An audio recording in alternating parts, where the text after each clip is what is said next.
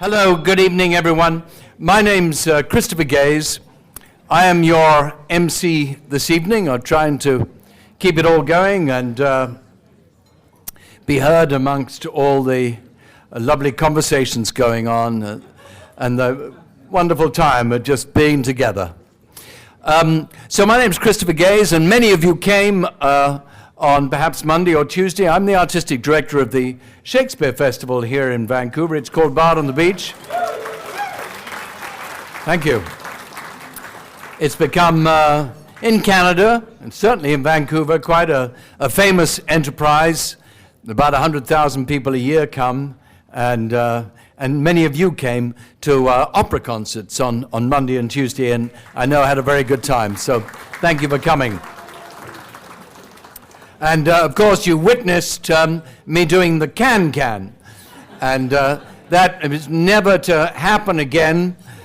But then again, we have a couple of hours to go, so let's see what happens. Let's see what happens. You know, I just would like to properly introduce myself. So just remember what Bard on the Beach is. I know some of you don't know, but I'm just about to explain.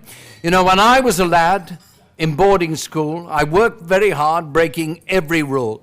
They sat me down from 9 to 3 and tried to teach me some geometry. Geometry was not my bent. Now I'm an actor in a Shakespeare tent.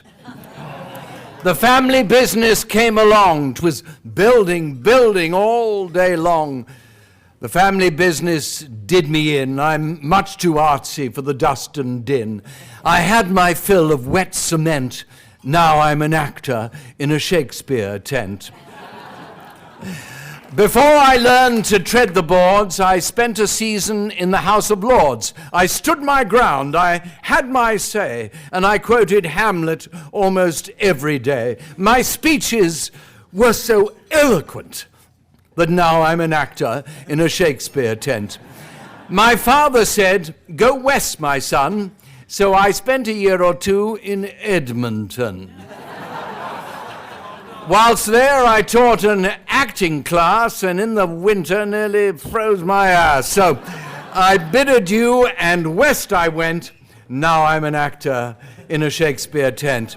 At last, I think I've found my home, acting here beneath a canvas dome. Although it's rich I'll never get by playing Romeo and Juliet. As long as I can pay the rent, I'll always be an actor in a Shakespeare tent.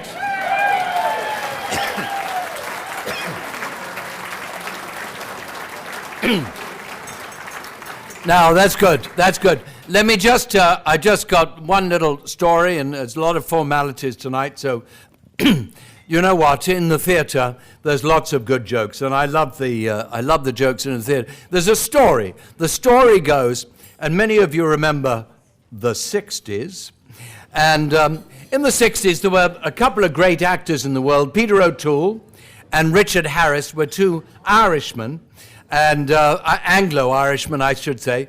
And anyway, a West End theatre producer from St. Martin's Lane in the West End called both of these actors and said, Peter O'Toole, yes, I'm here. And would you come to the West End, please? Come to my office. I've got something I want to talk to you about. Well, I'd be delighted, sir. Thank you very much. And he gets same response from Richard Harris, and they both appear in the impresario's office right in the heart of the West End in London. They go on in, lovely leather chairs, and they're offered cigars, and they smoke them. And the impresario says, "Now, Peter O'Toole, this is what I want to do. I want to produce Richard III, Shakespeare's great play, Richard III, in the West End of London. And Peter, I'd like you to play Richard III. Well, that'd be marvelous. Absolutely marvelous," said O'Toole. I like Richard III very much. It's a great part. Thank you. And Richard Harris, my offer to you is if you would play the Duke of Buckingham. Well, that's great, isn't it, Peter? I could play the Duke and you can play the King. We'll have a marvelous time. The impresario then said, "Now listen, there's just one thing here. There's a rule that we're going to put this on your contracts. From the moment you sign the contract, There's nothing, no alcohol to be good. You're very famous. You're very famous for the amount of alcohol you drink. But we can't have that because it's a serious play. And they said, well, listen, sir, we're two very responsible actors. We're professionals, and we wouldn't dream of, we'll sign the contract, no more drinking after we... And so that's it. So they go into rehearsal. It's fantastic, great actors, wonderful rehearsal period. They get to the first preview. Word on the street is fantastic. And they play, and then it's time for opening night. Opening night, there's a knock on the door of Peter O'Toole's dressing room. Knock, knock, it's an ASM, young SM. And says, Mr. O'Toole, it's half an hour, your half an hour call. And nothing from inside. Goes to Harris's dressing room. Nothing there. He's not there. She goes to the stage manager. She said, I'm worried, you know. O'Toole and Harris, they're not in their dressing rooms. And so the stage manager says, because she's young, he says, never mind. Thanks for doing that. They're probably outside having a ciggy. It's opening night, and that's what actors do. And anyway, the 15 is called, and she goes to the dressing room doors. They're not there. Neither actor is there. So she takes matters into her own hands. And she runs upstairs and opens the stage door, and of course the mist has descended in London. But across the little alleyway is a pub. Of course, there's a pub there. And she opens the door, and the smoke billows out, and actors, the people in the pub are standing shoulder to shoulder, and she fights her way through, and she gets to the back of the pub, and there's a table with O'Toole and Harris. They've got a pint of Guinness and a whiskey chaser. And they say, hello, dear, sit down, have a drink. She says, what are you doing here? The play begins in 12 minutes. Does it? Come on, Richard, let's go now. And so she hauls them out of there, into the stage door, down into the dressing room. The dresser's in there, tears the clothes off Peter O'Toole, because he's got the first lines, the great "Now is the winter of our discontent" speech coming up, and tears his clothes off, puts a big black robe on and a belt with a sword round it, and gets him upstairs, and he stands behind the big velvet curtain. Sold-out house there, all the critics of the world. These are the great actors. And a wonderful night at the theatre. And up goes the curtain, and there's O'Toole, swaying backwards and forwards and sideways. And after quite a long pause, starts the great speech. Now is the winter of our discontent. And it keeps going like this. It's just ghastly, it's terrible, nobody understands a word. And there's a chap who's paid 10 shillings, he's sitting up in the gods, and he stands, little moustache and spectacles, and he stands up, and he points down at O'Toole and says, "You're drunk, sir!" To which O'Toole staggered toward the front of the stage, being careful not to fall off, and looked up and said, "You think I'm drunk? You wait till you see the Duke of Buckingham." That's it. That's it. There you are. So, good old theatre stories, good old theatre stories. All right, that's nothing to do with this evening, but it's a little levity that makes the red wine go down well. Commander Hunt, I'm looking for you. There you are. I ask you, sir, to come forward to introduce the senior leadership of the Sovereign Order. Here he is, Commander Hunt. His Most Eminent Highness Bailiff Grand Master William Stein.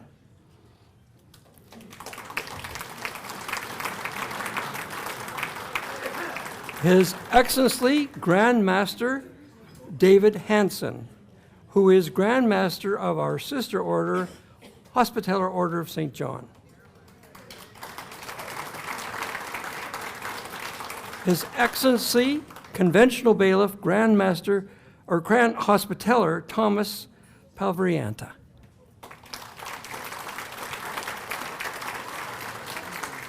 His Excellency Grand Prior Victor Ferris from the Grand Priory of Australasia.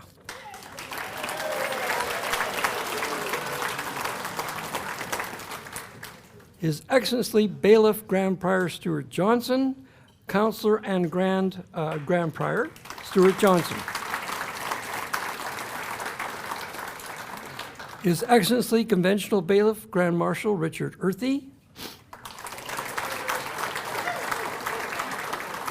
Her Excellency Conventional Grand Commander Janet Miller,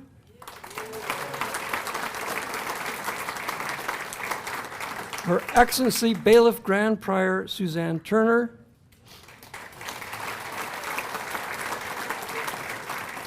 His Excellency Conventional Bailiff Grand Conservator Brian Roschhuber,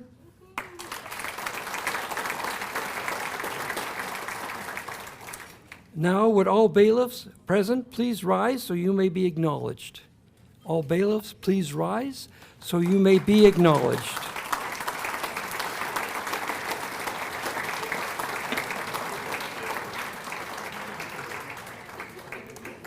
Would all priors present please rise so you may be acknowledged.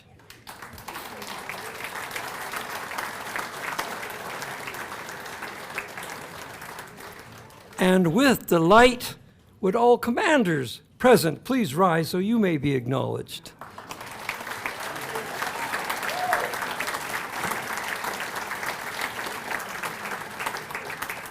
And now it is my very great pleasure to introduce our newest members. Would all of the new knights and dames invested today please stand and remain standing until you are introduced. We'll go to the main script, David, and you left it at the table. Ooh. You can see, you can see I'm getting to the end of the week. Actually, with great pleasure, I introduce Chevalier George Cadman, KC. Chevalier Douglas Campbell. Dame Mary Jordan. Dame Carol Kerfoot. Dame Dr. Suzanne Lewis. Dame Victoria Raymond. And Chevalier Tim Wyman.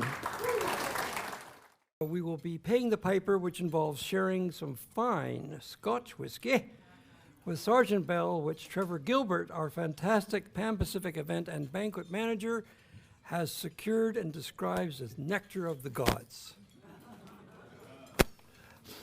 Prior to toasting each other, Pipe Major Sergeant Bell is going to entertain you with a vigorous Gaelic toast.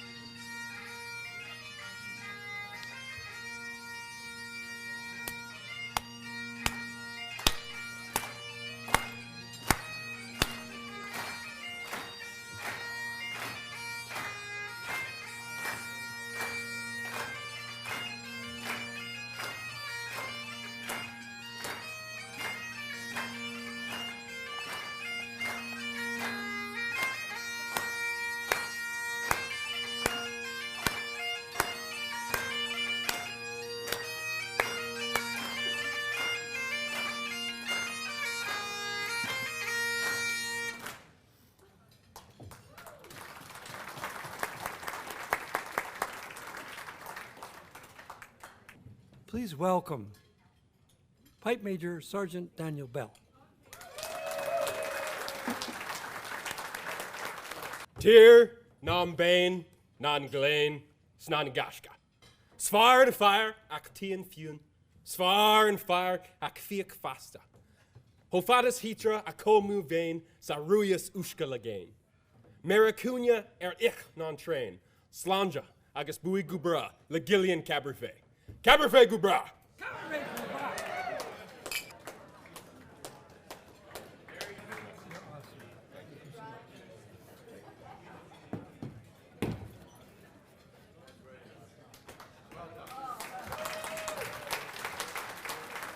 So while I have your attention, and that fine Scotch whiskey is circulating my body and warming the cockles of my heart, I have a few pleasant tasks to perform.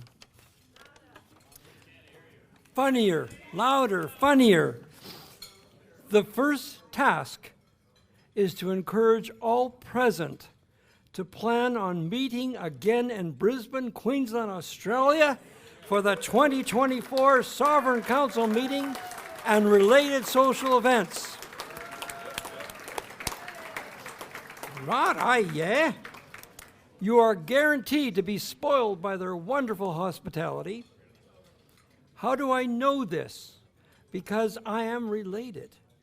My 2 grown sons have an Australian mother, and I was married in Brisbane and rated highly as a vibrant city. Now, one of the Australian senior leadership, who shall remain nameless, has indicated that the Aussies are a very competitive nation, and that includes the members of the SOSJ priors and commanderies. I have it on reliable sources that you can expect a wonderful time. Their plan is to outdo Vancouver by at least 50%.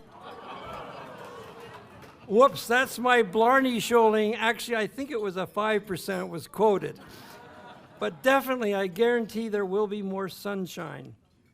My next pleasant duty is to thank my amazing fellow members of the Vancouver Commandery and members of the International SOSJ for the tireless and creative efforts they have expended to put on the SCM 2022 in Vancouver.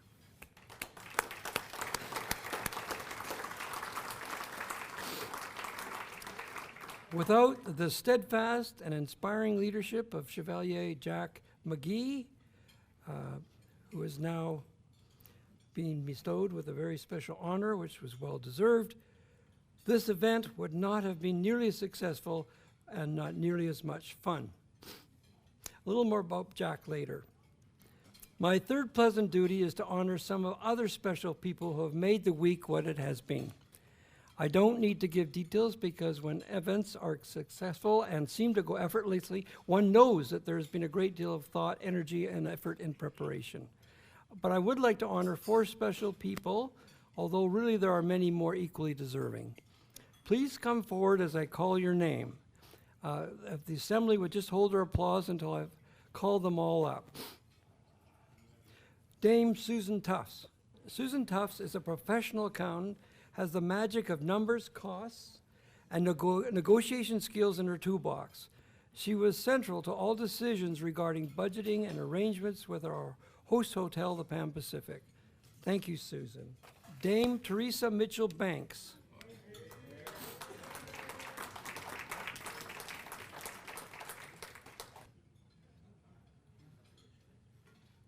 Dame Teresa Mitchell Banks is our very creative, innovative, and tireless marshal. Teresa and her vice marshals, Chev Don Foster and Chev Bill Rogers, did an amazing job with the investiture.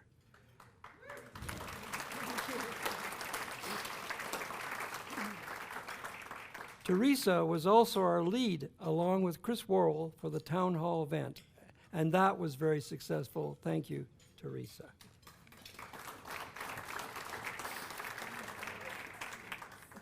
Dame Heather Hamilton.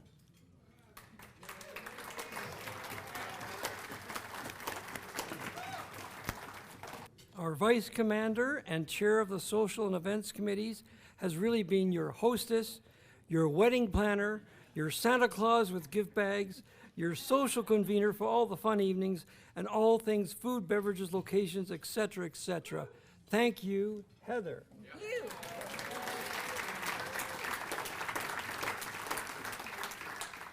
And last but not least, Sarah Turnbull.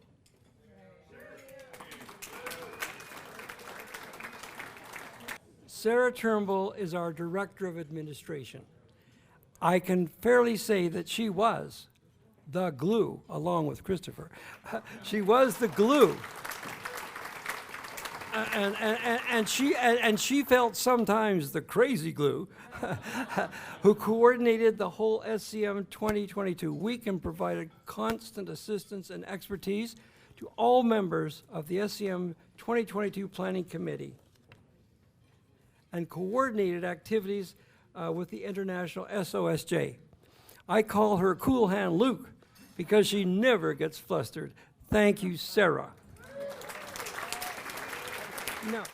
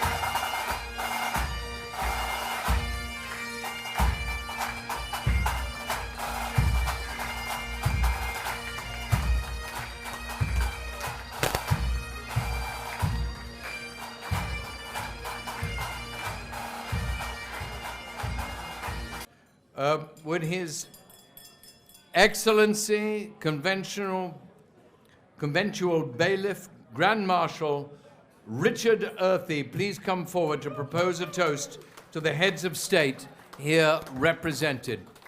Dames and knights, ladies and gentlemen, this evening we are fortunate to have guest representatives in our midst from several countries. Australia, England, Finland, France, Scotland, and the United States of America. I ask you to rise in a toast to the heads of state of those countries here represented: the King of Australia, the King of England, the King of Scotland, the President of Finland, Le Président de France, and the President of the United States of America. To the heads of state.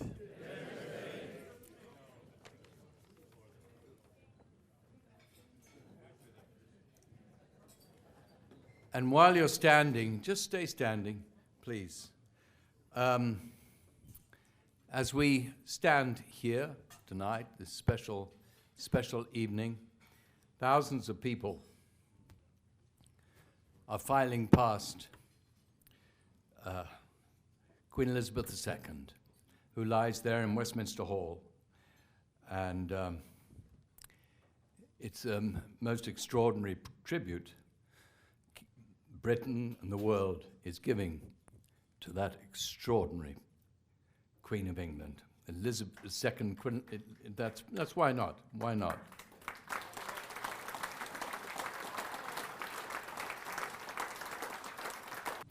Would Her Excellency Conventual Bailiff, the Grand Commander, Janet Miller, please come forward to propose a toast to King Charles III, the King of Canada.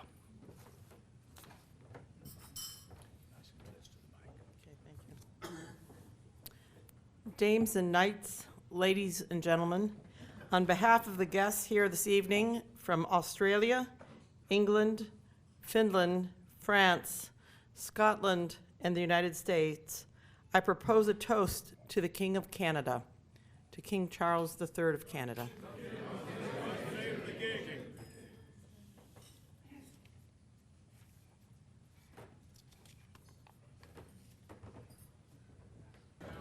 And before the conversations, please get too far in, would H.E. Bailiff, Grand Prior of Canada, Stuart Johnson, please come forward.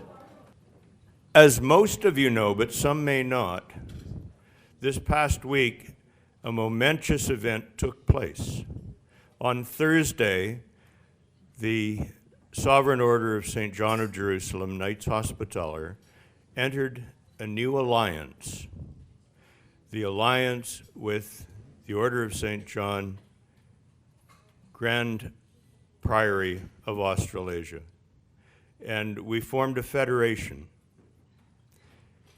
And going forward, we're a much larger and stronger order than we were on Wednesday. I'd like to invite His Excellency Grand Prior of Australasia, Victor Ferris, to come to the stage, if you please.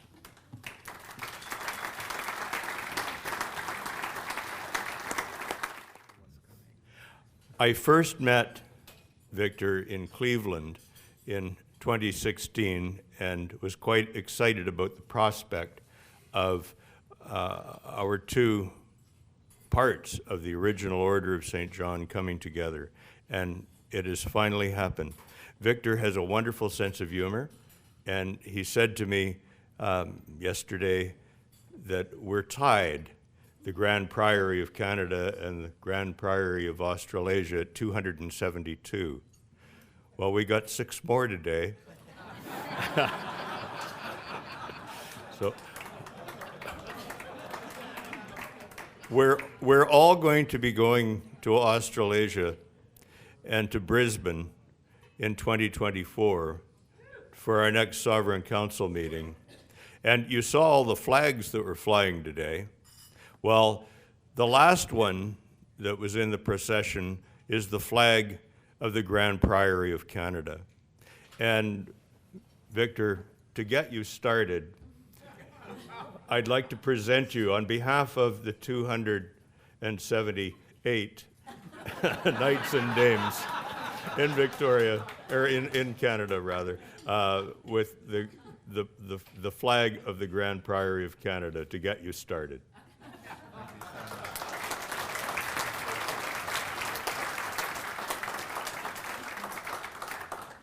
Please watch out for the competitiveness of the Aussies.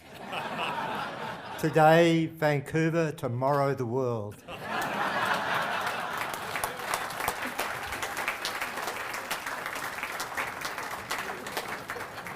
Would Chevalier Jack McGee, Chairman of the 2022 SCM Planning Committee, please come forward to make a few remarks.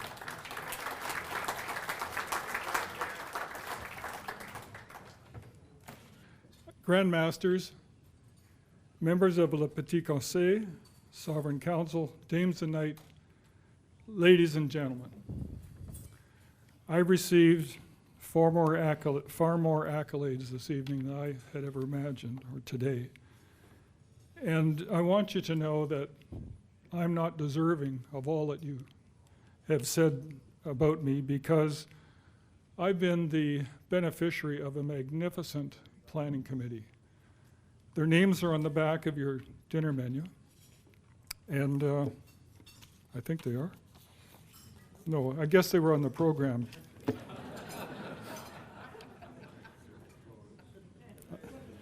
You see, I told you. But it's amazing to work with people who are so talented and are so busy that they can turn a minute into 6 hours. It's just remarkable the work that they have done. And I'm deeply indebted to them for that commitment that they made to us, some as long as 6 years ago. Some of us 4 and a bit, and some of us some more recently. But it has been a remarkable team, and to me, it's really evidence of the Sovereign Order itself, because the thing that I have found about the members of this organization is that they believe very much in the work and purpose of the Sovereign Order. They commit significantly to it in terms of time and talent and treasure. Some have personal charities and foundations outside of the Sovereign Order which they sustain as well, and yet they find time to do the work that we heard about Monday and Wednesday and other days throughout the Sovereign Council meeting. And they enrich our communities no matter where we live, and they enrich them significantly. And to be a part of a group like this, a group that dedicates itself to those, the sick and the poor, and far, far more, it just feels wonderful to be a part of. This has been a week of fellowship, and I think an awful lot of fun. If I was asked to describe how I felt about the outcome of all the work that the committee has done, I'd say in one word, I'll make it 2. Absolutely thrilled.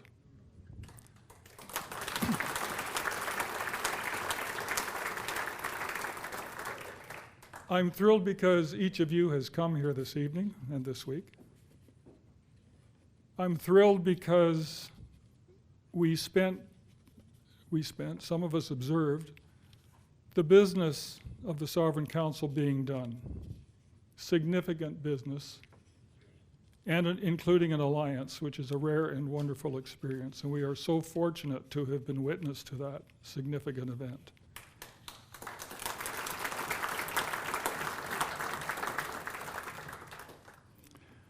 I really enjoyed the town hall presentations. The fact that people came and spoke about what they did helped us learn the commitments that you make to your individual communities and how you do it, the innovation and ingenuity that is used, and the questions that were asked. I'm not a lawyer, but I have a great value for questions. And the questions that were asked drive us, I believe, into the future with a number of challenges to work through and lots of exciting and refreshing ideas, I think, for the order itself.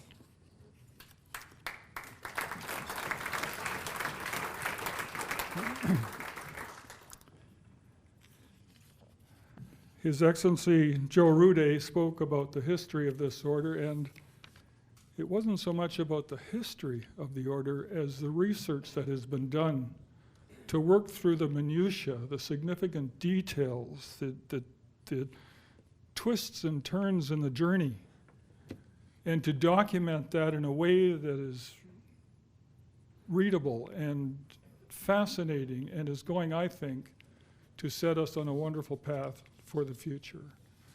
And I really appreciate the work that he has done and the book that he will publish and how we will all benefit from the understanding and I hope the further broadening of the sovereign order. The Lieutenant Governor of British Columbia, Janet Austin, regretted she was unable to join us this evening. If you have read her letter in the program brochure, or if you haven't, I recommend it. I found it an inspiring acknowledgement and evaluation of the purpose and achievements of the sovereign order. I'm going to read a little bit for you. Quote, "I share my thanks to you all for your continued commitment to helping the sick and the poor, and for following aspirational beliefs that support your neighbors and communities with such devotion and care. I wish you an inspiring time together with best wishes for your continued success in all that you do," end quote. Now, those of us who know Lieutenant Governor Janet Austin understand how her work history and personal philosophy are very much aligned with the purpose of the sovereign order. Thus, her remarks about the sovereign order's achievements reflect her own values and achievements. This evening and this week were not about fundraising or fundraisers, but very much about philanthropy and philanthropists. Each of you who have given so much of yourselves are examples of that philanthropy. Some commitments are small, some are large. They are all significant and all required to make the sovereign order, its services, activities, and charitable supports a success. No costs are covered when you travel, yet you travel far and wide. No costs are covered when you put your head down in a hotel, but all those costs are covered.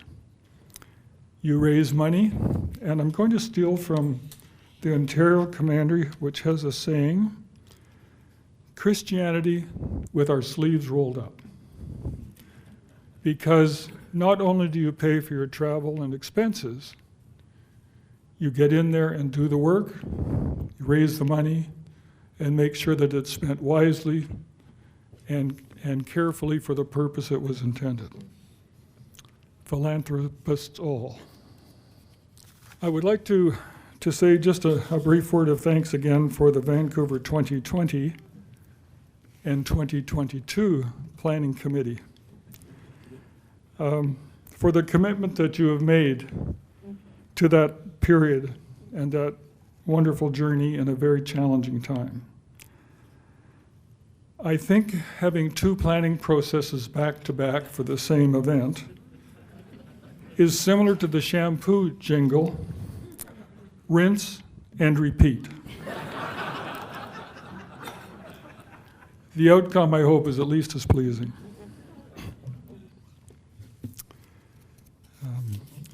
I'd also like to thank Prior of Queensland Charles Clark. We, because of the work schedule of many people, even trying to get folks together at 8 a.m. was a challenge. But that's what we did. And when Prior Clark came on board, and his attendance and participation was very, very much appreciated, it was 1 a.m. in Brisbane. And he didn't look as sleepy as some of us. Charles, thank you.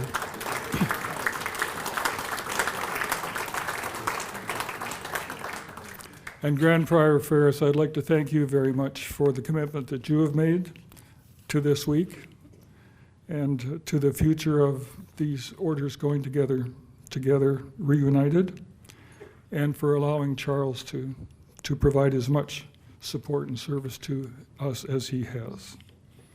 And you should all know, if you haven't checked, there is a USB card in your gift bag, that magnificent gift bag that Heather put together. And it's all about the Queensland area enticing us to come in 2024, and I hope you all do.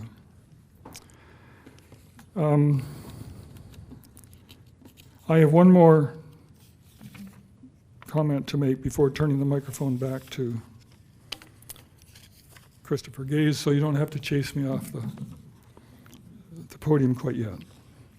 Most importantly, I'd like to thank my lovely wife, Donna,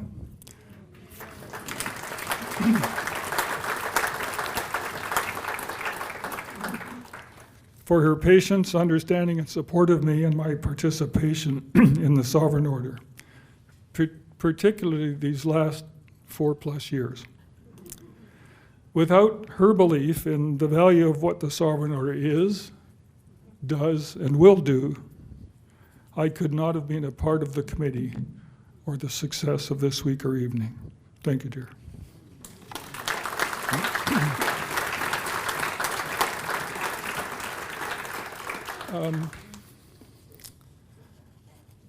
And I'd like to just say another word of thanks to the committee.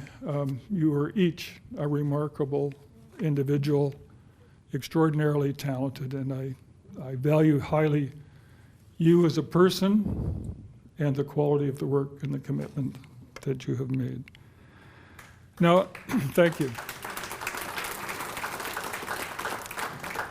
Now, you all know that Christopher Gaze is a remarkable actor, creative director, entrepreneur, and entertainer who gives much of himself to the community. He has played countless roles, some many times, and if I'm not mistaken, he's even played the Queen. Now, I don't know if she heard about it, but if she had, I'm certain she would have enjoyed it as much as, if not more than, the video with Paddington Bear. And what did he say? Just an actor in a Shakespeare tent.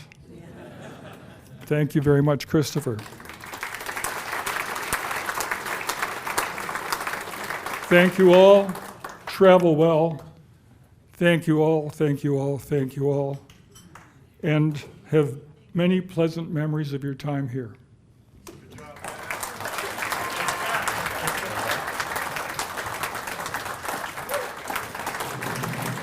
Jack McGee, there you are, standing ovation. Standing ovation. Bravo.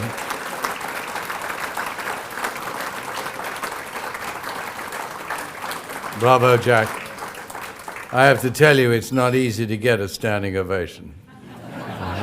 It's not easy. I would never have done it if you were here. Yeah, well done, well done, well done. I'd like to reintroduce Commander David Hunt to make some, perhaps some final remarks. Firstly, I would like to echo all of the remarks that Jack just made.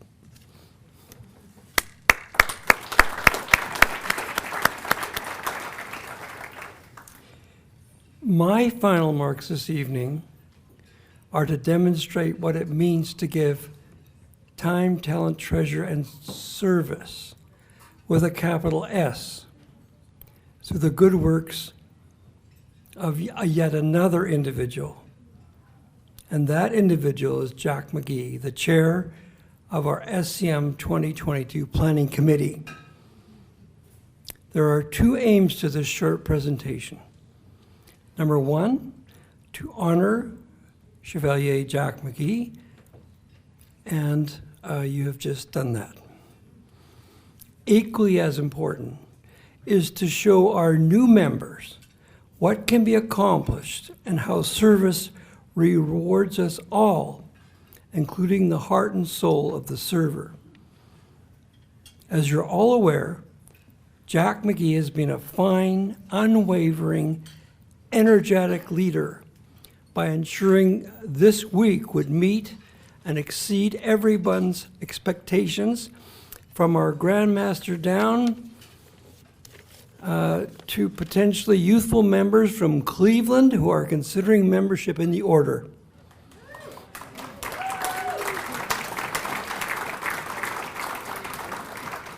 I believe he has very successfully achieved that goal. But Jack, throughout his life, has lived a life of service through exemplary leadership in the military, to leadership in the education of all branches of emergency services, fire, emergency medical, police, and many other endeavors. He has brought this dedication, faith, and service to our commandery. Aren't we so fortunate?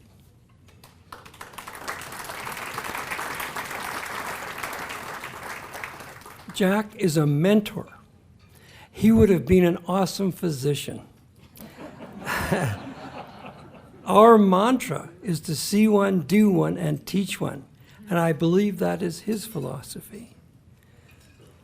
We have a small gift for Jack, which we will present at our council meeting in recognition of his service, his dedication, and his faith in his fellow man, and his commitment to make this world better. I am most proud to say that Jack McGee is a friend of mine. Thank you so much.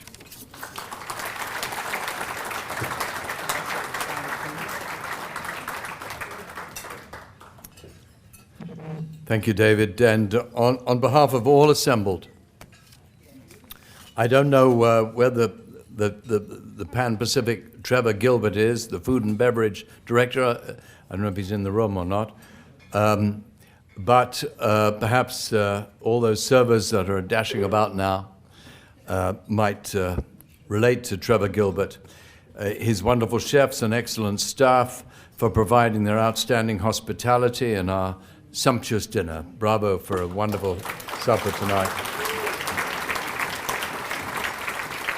So this ends the formal part of the evening. The Vancouver Commandery thanks you, of course, for your attendance, and I hope and I believe you have had a memorable week and a wonderful evening tonight.